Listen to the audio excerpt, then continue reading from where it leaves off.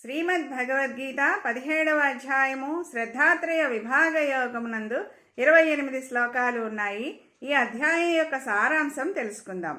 కృషి, భౌతిక లేదా ఆధ్యాత్మికం యొక్క ఏదైనా రంగంలో విజయం సాధించడానికి శ్రద్ధ చాలా ముఖ్యమైనది. శ్రద్ధ అనేది ఒకరి స్వభావానికి సంబంధించిన అంశం. సాత్విక శ్రద్ధ అనేది దేవతల ఆరాధన, ఉన్నత ఆదర్శాలు. తామసిక ప్రజలు అజ్ఞానంతో కూడిన జీవితాన్ని గడుపుతారు. బ్రహ్మం, దేవుడు, ఓం తత్సత్ అనే 3 పదాల ద్వారా సూచించబడుతుంది. ఓం అనేది భగవంతుని యొక్క సూక్ష్మ చిహ్నం, ధ్యానంలో ఉపయోగించే శక్తివంతమైన మంత్రం. తత్ అది జ్ఞానోదయం యొక్క అత్యున్నత స్థితి.